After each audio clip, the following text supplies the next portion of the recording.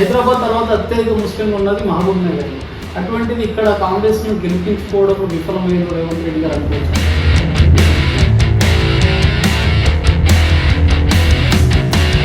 ఆయనకు కొంచెమన్నా సిగ్గుశరం ఉంటే ముందు రిజైన్ ఇవ్వాలి. 9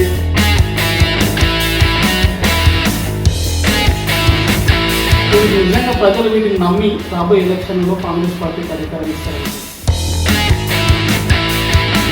హరీష్ రావు గారు రుణమాఫీ చేస్తే నేను రిజైన్ చేస్తా అని చెప్పారు కదా, ఆయన మాట మీద రిజైన్ చేయాలి. 10 పైసలు పెట్టి అగ్గిపెట్టి నాకు ఎంత కూడా సిగ్గుశరం ఉంటే ముందు రిజైన్ ఇవ్వాలి, మాట మీద ఉండాలి. ఒకటే బార్ మనం బండి స్టార్ట్ చేస్తే 100 పోగల, మళ్ళీ 6 monthsలోనే 3,300 కోట్ల రూపాయలు ఇస్తే ఇది చిన్న మాటనా?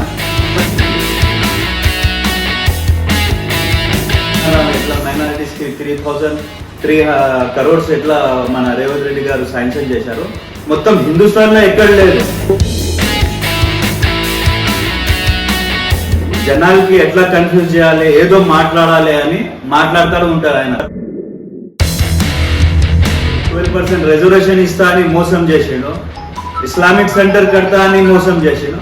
అప్పుడు ఏం మాట్లాడాలి 10 సంవత్సరంలో ఒక్కసారి కూడా? ఎందుకు ఆ 10 సంవత్సరంలో ఎప్పుడు మాట్లాడలేదు? ఇప్పుడు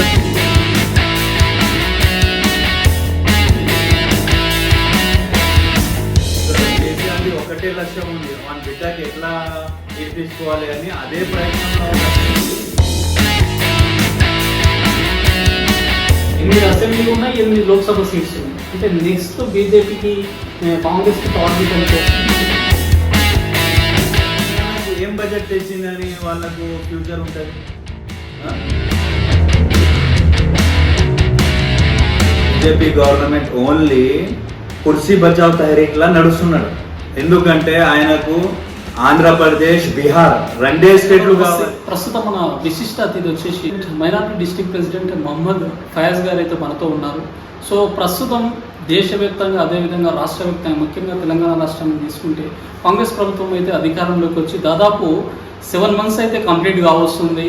సో ఈ సమయంలో 6 గ్యారెంటీలకు సంబంధించి దాదాపు రైతు రుణమాఫీ గురించి ఆల్రెడీ ఫస్ట్ విడత ఆల్రెడీ అయిపోయింది. అదేవిధంగా ఫ్రీ బస్సు కానీ, మహాలక్ష్మి స్కీమ్ గురించి కానీ, 200 యూనిట్స్ కరెంటు కానీ, ఇలా దాదాపు కంప్లీట్ కావస్తున్నాయి. సో వాళ్ళు ఇచ్చిన 6 గ్యారెంటీల గురించి మరి ప్రస్తుతం మహబూబ్ నగర్ నియోజకవర్గంలో ఎలాంటి పరిస్థితులు నెలకొని ఉన్నాయి, లోకల్ బాడీ ఎలక్షన్ సంబంధించి నిజంగా కాంగ్రెస్ పార్టీ చేసిన పనులకు సంబంధించి ప్రజలు ఆదరిస్తారా లేదా అని చెప్పేసి సో ఫయాజ్ గారు అయితే మనతో ఉన్నారు. సో వారి మాటల్లోనే పూర్తిగా క్షుణ్ణంగా తెలుసుకునే ప్రయత్నం అయితే. నమస్తే. సో ఏదైతే లోకల్ బాడీ ఎలక్షన్ సంబంధించి నిన్ననే సీఎం రేవంత్ రెడ్డి గారు కల్వకుర్తిలో మాట్లాడుతూ సిద్ధంగా ఉండండి వీటికి సంబంధించి అందరూ మాట్లాడుతున్నారు. సో దీనిలో కాంగ్రెస్ పార్టీకి అధికారం ఇస్తారనుకోవచ్చు. 100కు 100% కాంగ్రెస్ వైపే జనరల్ ఓటేస్తారు. కాంగ్రెస్ పార్టీ సర్పంచ్లు కానీ, జెడ్పీటీసీ కానీ, కౌన్సిలర్స్ కానీ. ఎందుకంటే మొన్ననే మన రేవంత్ రెడ్డి గారు రుణమాఫీ 2 లక్షల వరకు రైతుకి సబ్సిడీ మొత్తం మాఫ్ చేశారు. 31,000 crores రూపీస్ ఈరోజు రైతుకి ఇచ్చారు. 10 సంవత్సరంలో ఎప్పుడు టీఆర్ఎస్ గవర్నమెంట్ రుణమాఫీ చేయలేదు. ఓన్లీ మాటలు ధోకా ఇవ్వాలి, ఇస్తా చెప్పాలి, ఇవ్వలేదు. ఈ 10 సంవత్సరంలో మనము కాంగ్రెస్ గవర్నమెంట్ ఇచ్చిన హామీల రైతుది ఈ 15th ఆగస్ట్ వరకు మొత్తం 2 లక్షల వరకు కంప్లీట్ చేసేస్తారు. అవి అయిపోయిన తర్వాతనే లోకల్ బాడీ ఎలక్షన్లా పోతారని మా సీఎం గారు ఆల్రెడీ చెప్పారు. ఈ రుణమాఫీకి సంబంధించి కూడా ఇంతకుముందు హరీష్ రావు గారు సవాల్ విసిరుతూ ఒకవేళ రుణమాఫీ చేస్తే నేను రిజైన్ చేస్తాను ఎమ్మెల్యే పదవికి అంటని చెప్తుంది. తీరా వచ్చిన తర్వాత అదొకటే కాదు, దాంతోపాటు మిగతా గ్యారెంటీలు కూడా చేస్తే అప్పుడు రిజైన్ చేస్తాను అంటారు. దీన్ని ఎట్లా చూస్తున్నారు? ఆయన ఏమంటే ఖాళీ మాట్లాడుతూ ఉంటారు ఆయన. హరీష్ రావు గారు రుణమాఫీ చేస్తే నేను రిజైన్ చేస్తా అని చెప్పారు కదా, ఆయన మాట మీద రిజైన్ చేయాలి. మాకు రేవంత్ రెడ్డి గారు మాట మీద ఎట్లా రుణమాఫీ చేశారు ఆయన కూడా చేయాలి. ఆయన ఓన్లీ జనాలకు ఎక్కిస్తారు. ఆయన ఎప్పుడు ఇది చేయరు, రెచ్చగొట్టు మనిషికి ఖరాబ్ చేయడానికి మాట్లాడతారు. కానీ ఏమంటారు, మొన్న రేవంత్ రెడ్డి గారు కూడా అసెంబ్లీలో చెప్పారు, 100 రూపాయలు పెట్రోల్ తెచ్చుకోనికే డబ్బులు ఉండి తెచ్చుకున్నాడు ఆయన హరీష్ రావు, 10 పైసలు పెట్టి అగ్గిపెట్టి తెచ్చుకోలే. అంటే ఆయన మాటలు అంతే ఉండేది. ఆయన ఈ 10 సంవత్సరంలో ఎప్పుడు బీదల కోసం మాట్లాడలేదు, ఇప్పుడు మాట్లాడుతూ ఉన్నాడు. ఆయనకు ఇంత కూడా సిగ్గుశరం ఉంటే ముందు రిజైన్ ఇవ్వాలి, మాట మీద ఉండాలి. మాట ఇచ్చింది కదా, మా రేవంత్ రెడ్డి గారు మాట ఇచ్చిన దానికి పెట్టుకున్నాడు కదా.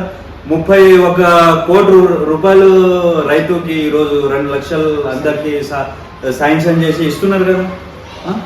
ఇంకా మా 6 గ్యారంటీస్ ఆల్రెడీ బస్ మహిళకి ఫ్రీ చేశారు. ఎలక్ట్రిసిటీ 200 యూనిట్ అది కూడా ప్రతి ఇంటికి వస్తున్నారు. ఇంకా గ్యాస్ సిలిండర్ 500కి వస్తున్నారు. ఒక్కొక్క గ్యారంటీ ఫుల్ఫిల్ చేస్తూ ఉన్నారు. మనకు 6 మంత్స్ లోపటనే ఆల్మోస్ట్ 90% గ్యారంటీస్ కంప్లీట్ అయిపోయినాయి. ఇంకా వచ్చే టైంలో టోటల్ గ్యారంటీ 6 గ్యారంటీ ఏమి ఇచ్చిన కాంగ్రెస్ గవర్నమెంట్ మొత్తం ఫుల్ఫిల్ అవుతుంది. ఇప్పుడు ప్రస్తుతం బడ్జెట్ గురించి అసెంబ్లీలో వాడివేడి చర్చలు అయితే జరుగుతుంది. దానికి సంబంధించి హరీష్ రావు గారు మాట్లాడుతూ అసలు మైనార్టీలకి బడ్జెట్లో తక్కువ మొత్తంలో కేటాయించారు నిధులు అని చెప్పేసి మాట్లాడుతున్నారు. మరి అది వాస్తవమేనా? అసలు ఆయనకు ఎలాంటి అధికారమే లేదు మైనారిటీ గురించి మాట్లాడడానికి. బడ్జెట్ తక్కువ ఇచ్చినారు, ఎక్కువ ఇచ్చినారు. ఎందుకంటే మా రేవంత్ రెడ్డి గారు 3,003 crore రూపీస్ ఏమో మైనారిటీస్ కోసం శాంక్షన్ చేసిండు. 6 months కాలే 3,300 crore శాంక్షన్ చేసిండు. ఇంకా ఏం కావాలి? వచ్చే కాలంలో ఇంకా ఎట్లా అవసరం పడుతుంది, ఇంకా బడ్జెట్ ఇంక్రీజ్ చేస్తారు. ఒక్కటే బార్ మనం బండి స్టార్ట్ చేస్తే 100 పోవు కదా. మళ్ళీ 6 monthsలోనే 3,300 కోట్ల రూపాయలు ఇస్తే ఇది చిన్న మాటనా? మొత్తం ఈరోజు మన రాష్ట్రం, మన భారత్ చరిత్రలో ఇట్లా బడ్జెట్ ఎక్కడ లేదు. మన తెలంగాణలో ఎట్లా మైనారిటీస్కి 3,003 crores ఎట్లా మన రేవంత్ రెడ్డి గారు శాంక్షన్ చేశారు, మొత్తం హిందుస్థాన్లో ఎక్కడ లేదు. కానీ ఈయనకు ఏం లేదు, అన్నీ పర్ఫెక్ట్గా ఉంది. జనాలకి ఎట్లా కన్ఫ్యూజ్ చేయాలి, ఏదో మాట్లాడాలి అని మాట్లాడుతూ ఉంటారు.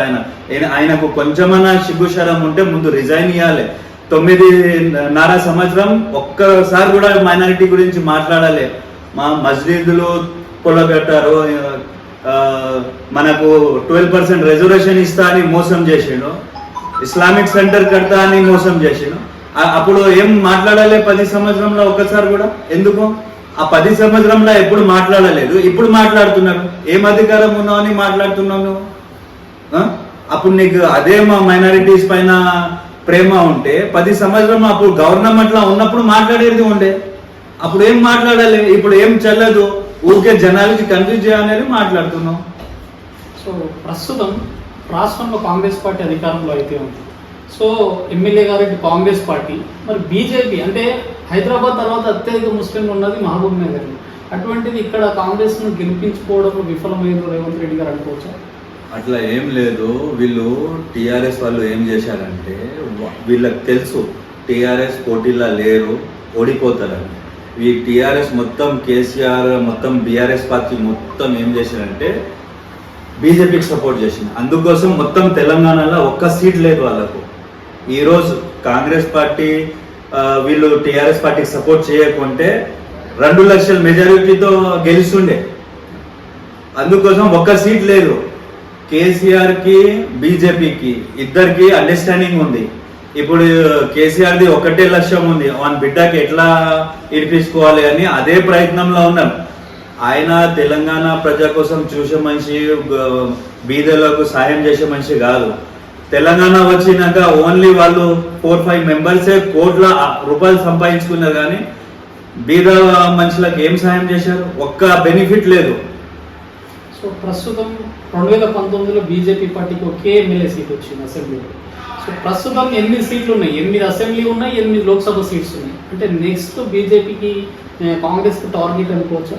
కాంగ్రెస్కి బీజేపీ టార్గెట్ లేదు, బీఆర్ఎస్ లేదు. వాళ్ళది ఓన్లీ 10%లా బీజేపీ బీఆర్ఎస్ పార్టీ. ఎందుకంటే ఇప్పుడు సెంట్రల్ బడ్జెట్లో మన తెలంగాణకు 8 MPs నుండి ఏం తెచ్చారు? సెంట్రల్ మినిస్టర్ ఉన్నారు, ఆయన మన తెలంగాణకు ఏం బడ్జెట్ తెచ్చిందని వాళ్ళకు ఫ్యూచర్ ఉంటుంది. బీజేపీ గవర్నమెంట్ ఓన్లీ కుర్సీ బచావ్ తహరీక్లా నడుస్తున్నాడు. ఎందుకంటే ఆయనకు ఆంధ్రప్రదేశ్, బీహార్ 2 స్టేట్లు కావాలి. ఆ స్టేట్లకే డబ్బులు తీసుకుంటున్నారు కానీ వేరే స్టేట్లతో వానికి సంబంధమే లేదు.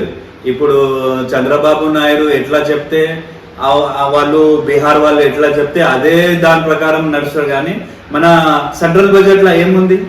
ఏమైనా ఇచ్చారా? 8 ఎంపీస్కి కానీ మన సెంట్రల్ మినిస్టర్కి కానీ మన వాళ్ళ కాన్స్టిట్యూన్సీస్లో కానీ తెలంగాణ దానికి ముఖం లేదు. వాళ్ళు వస్తలేరు. ఇప్పుడు రారు వాళ్ళు. లోకల్ బాడీస్ మొత్తం ఏమున్నా మొత్తం 1 సైడ్ కాంగ్రెస్ పార్టీ అధికారంలో వస్తాయి. కంప్లీట్ స్వీప్, 100% స్వీప్ ఓన్లీ కాంగ్రెసే ఉంటుంది. ₹1 తీసుకోరాకున్నా చేత కాకున్నా ఎంపీస్ వాళ్ళది ఏముంది? ఏదో వీళ్ళు బీఆర్ఎస్ ఇంకా బీజేపీ కలిసి సపోర్ట్ చేసుకున్నా కాబట్టి ప్రజా ఏమో మోసపోయారు. కానీ ఇప్పుడు మోసపోరు. సో పక్క లోకల్ బాడీ ఎలక్షన్లలో కాంగ్రెస్ పార్టీ మెజారిటీ వస్తుంది, 100% మెజారిటీ వస్తుంది. 1 సైడ్ ఆల్ లోకల్ బాడీస్ ఎలక్షన్లో కాంగ్రెస్ పార్టీ పవర్లో వస్తుంది. సో మహబూబ్ నగర్లో ఏదైతే నెక్స్ట్ లోకల్ బాడీ ఎలక్షన్ సంబంధించి కూడా దాదాపు మున్సిపల్ చైర్మన్ కూడా కాంగ్రెస్ పార్టీకి సంబంధించిన వ్యక్తి ఉన్నాడు. ఇంకా రాబోయే నాకు తెలిసి 6 to 8 monthsలో ఈ ఎలక్షన్స్ కూడా వచ్చే అవకాశాలు ఉన్నాయి. సో దీనికి సంబంధించి ఈ యొక్క మహబూబ్ నగర్ లోకల్ సంబంధించి ఎట్లా ఎలక్షన్స్, రాబోయే లోకల్ బాడీ ఎలక్షన్స్ ఏ విధంగా ఉన్నాయి?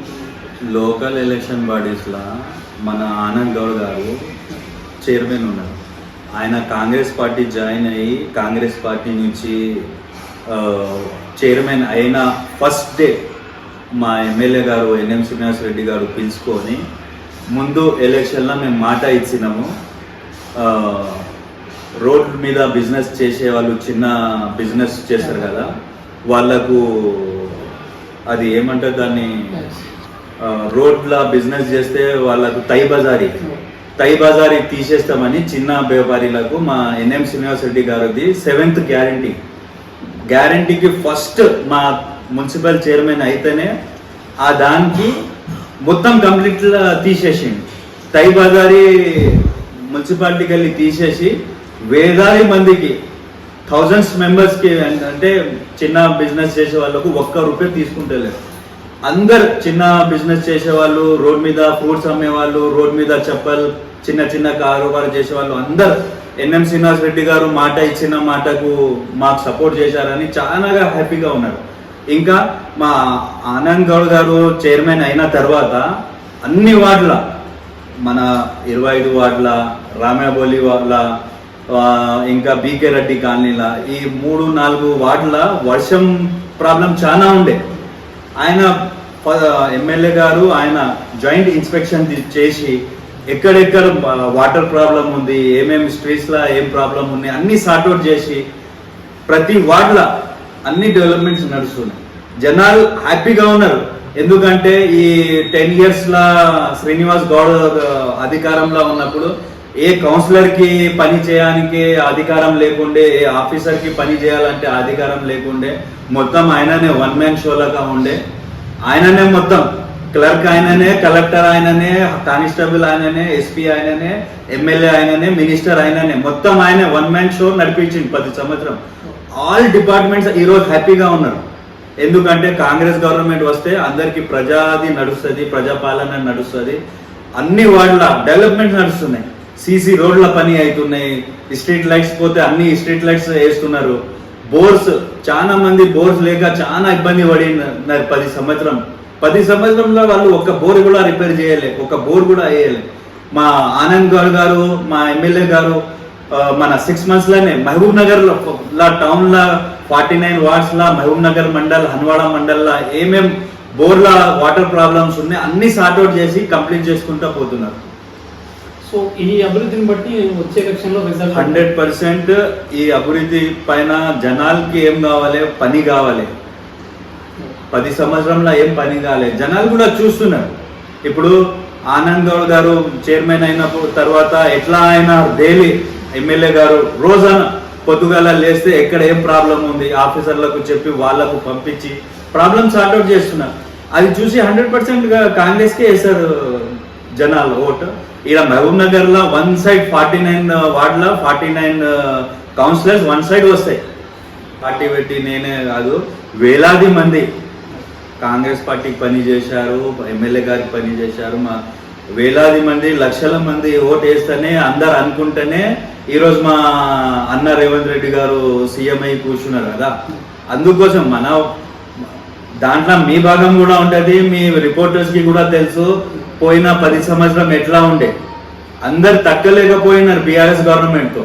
అందరు బయట వచ్చి అందరు కష్టపడి చేసిన రిజల్ట్ ఇది. నా సింగల్ చేసినది ఏం కాదు. అది ఖచ్చితంగా మా కాంగ్రెస్ పార్టీ కానీ, మా ఎన్ఎం శ్రీనివాస్ రెడ్డి గారు ఎమ్మెల్యే గారు కానీ, రేవంత్ రెడ్డి గారు కానీ, మా జి మధుసూదన్ రెడ్డి గారు డిసిసి ప్రెసిడెంట్, దేవరకద్ర ఎమ్మెల్యే కానీ ఎవరు పార్టీకి పని చేశారు వాళ్ళకు ఆల్రెడీ ఇన్స్ట్రక్షన్ ఇచ్చినారు మా సీఎం గారు.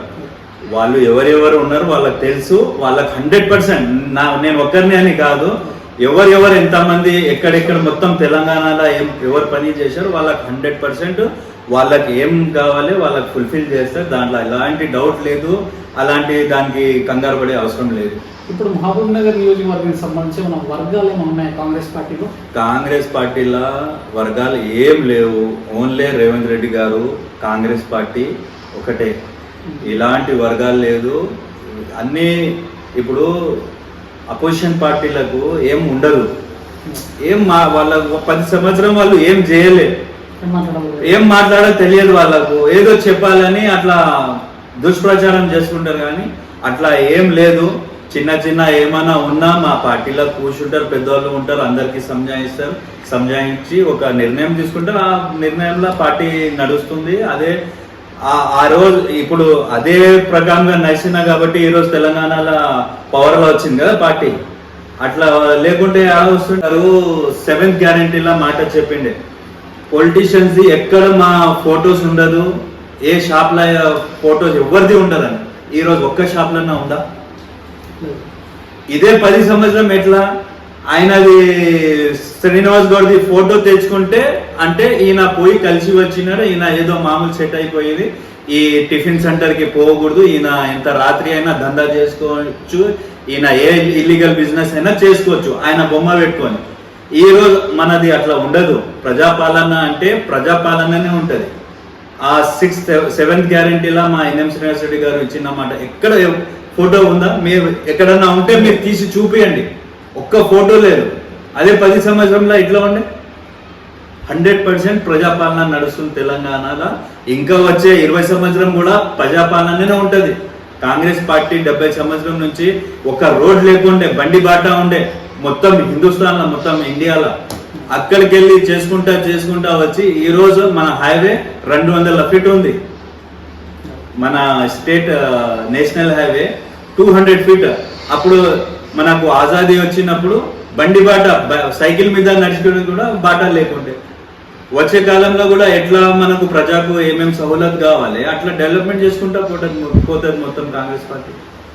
సో ఇక్కడ కూడా మైనార్టీల మహబూబ్నగర్ నియోజకవర్గంలో ఏదైతే కాంగ్రెస్ పార్టీ సీనియర్ నాయకులైన ఉబేదుల్ కొత్వాల్ గారు కూడా పదవి ఇవ్వడం జరిగింది. అంటే దీన్ని బట్టి చూస్తే మంచి మైనార్టీలకు రాష్ట్ర వ్యాప్తంగా కావచ్చు నియోజకవర్గంలో మంచి ప్రయారిటీ ఇస్తుంది కాంగ్రెస్ పార్టీ అనుకోవచ్చు. 100% మైనారిటీస్కి ప్రయారిటీ ఇస్తారు. ఎవరు పార్టీకి పని చేశారో వాళ్ళకు ఖచ్చితంగా గుర్తింపు ఉంటుంది, వాళ్ళకి స్పేస్ ఇస్తుంది. కాంగ్రెస్ పార్టీ ఎవరు పని చేస్తున్నారు ఎవరు చేస్తలే అన్నీ సార్ట్అవుట్ అవుతూ ఉంటుంది.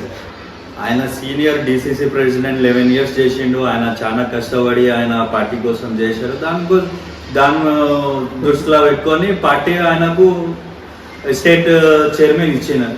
మళ్ళా ఫ్యూచర్లో ఇంకా ఎట్లా ఎవరైనా ఉండని, మైనార్టీ కానీ ఏ క్యాస్ట్ ఉండని, ఎవరు పని చేస్తే కాంగ్రెస్ పార్టీ అందరికీ సపోర్ట్ చేస్తారు.